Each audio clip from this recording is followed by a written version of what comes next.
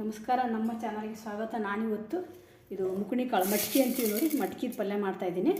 ಇದನ್ನೆಲ್ಲ ಸ್ವಚ್ಛ ಒಂದು 2-3 ನೀರಲ್ಲಿ ತೊಗೊಂಡಿದ್ದೀನಿ. ಮಟ್ಕಿ ಮತ್ತು ಸ್ವಲ್ಪ ಹಸಿ ಕಡಲೆ ಬೀಜ, ಶೇಂಗಾ ಬೀಜ ಅಂತೀವಲ್ಲ ಅದನ್ನು ಹಾಕ್ಕೊಂಡಿದ್ದೀನಿ. ಇದು ಸಂಕ್ರಾಂತಿಗೆ ಮಾಡ್ತಾರೆ ಉತ್ತರ ಕರ್ನಾಟಕ ಕಡೆ ಈ ಪಲ್ಯನ. ಅದರಲ್ಲಿ ಕಡ್ಲಿ ಪಲ್ಯ ಎಲ್ಲ ಹಾಕಿ ಮಾಡ್ತಾರೆ. ಅದನ್ನು ಕಡಲೆ ಇದ್ರದ್ದು ಇಲ್ಲಾಂದ್ರೆ ಮೆಂತ್ಯ ಸೊಪ್ಪು ಹಾಕಿ ಮಾಡ್ತಾರೆ.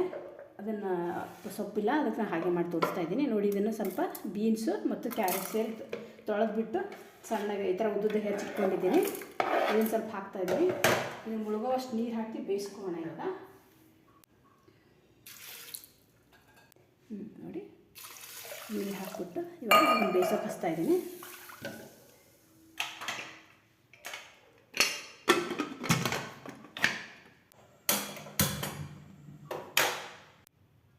ಇವಾಗ ಕಾಳು ಬೆಂದಿದೆ ನೋಡಿ. ಸ್ವಲ್ಪ ಚಳ ಅಂತಿರುತ್ತೆ ಇದು ಮುಕುಣಿ ಕಾಳು. ಆದರೆ ಇನ್ನೊಂದು ರೌಂಡ್ ಇದು ಉಪ್ಪು ಖಾರ ಹಾಕಾದ್ಮೇಲೆ ಬೇಯಿಸ್ಕೊಳ್ಳೋಣ ನೋಡಿ. ರುಚಿಗೆ ತಕ್ಕಷ್ಟು ಅಚ್ಚ ಖಾರದ ಪುಡಿ ಹಾಕ್ತಾಯಿದ್ದೀನಿ ನಾನು. ಇನ್ನೊಂದು ಸ್ವಲ್ಪ ಹಾಕ್ಕೋತಾ ಇದ್ದೀನಿ. ರುಚಿಗೆ ತಕ್ಕಷ್ಟು ಉಪ್ಪು ಹಾಕೋಣ. ನೀವು ಎಷ್ಟು ಕಾಳು ತೊಗೊಂಡಿರ್ತೀರ ಆ ಒಂದು ಅಂದಾಜು ಮೇಲೆ ಹಾಕ್ಕೊಳ್ಳಿ. ಇನ್ನೊಂದು ಸ್ವಲ್ಪ ಹಾಕ್ತಾಯಿದ್ದೀನಿ. ಇದಕ್ಕೆ ನೀವು ಬೇಕಿದ್ದರೆ ಸೊಪ್ಪಿದ್ರೆ ಹಾಕ್ಕೊಳ್ಳಿ, ಯಾವುದೇ ಸೊಪ್ಪಿದ್ರೂ ಪರವಾಗಿಲ್ಲ. ಸೊಪ್ಪು ಖಾಲಿಯಾಗಿರೋದನ್ನ ಹಾಗೆ ಮಾಡ್ತಾಯಿದ್ದೀನಿ. ಇದು ಸಜ್ಜಿ ರೊಟ್ಟಿ ಚಪಾತಿ ಜೊತೆಗೆಲ್ಲ ಚೆನ್ನಾಗಿರುತ್ತೆ.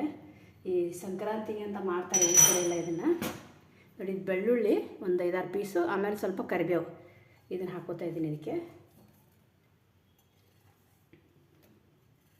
ಮಿಕ್ಸ್ ಮಾಡ್ಕೊಳ್ಳೋಣ.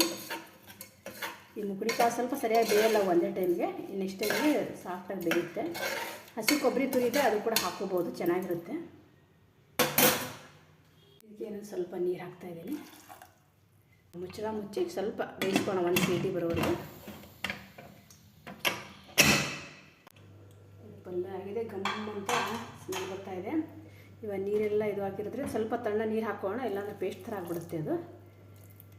ಕಾಳಿಗೆ ಯಾವಾಗಲೂ ಪಲ್ಯ ಮಾಡ್ಬೇಕಾದ್ರೆ ಸ್ವಲ್ಪ ಲಾಸ್ಟ್ಗೆ ತಣ್ಣ ನೀರು ಹಾಕ್ಬಿಡ್ಬೇಕು, ಅಂದರೆ ಈ ಥರ ಬಿಡಿ ಬಿಡಿಯಾಗಿ ಉಳಿಯುತ್ತೆ ಲಾಸ್ಟಲ್ಲಿ. ಇಲ್ಲ ಅಂದರೆ ಒಂಥರ ಪೇಸ್ಟ್ ಥರ ಆಗಿಬಿಡುತ್ತೆ. ಅದು ಎಷ್ಟು ಮಸ್ತಾಗಿದೆ ಅಂತ ಪಲ್ಯ. ಬಾಯಲ್ಲಿ ನೀರು ಬರ್ತಾಯಿದೆ ನೋಡ್ತಾ ಇದ್ದರೆ, ಅಷ್ಟು ಮಸ್ತಾಗಿದೆ. ನೀವು ಕೂಡ ಮಾಡಿ.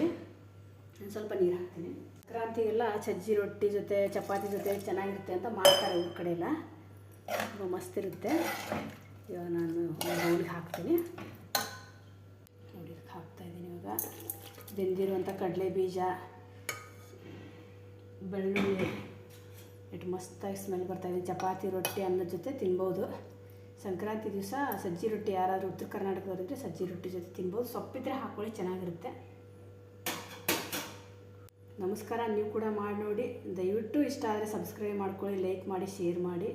ಧನ್ಯವಾದ.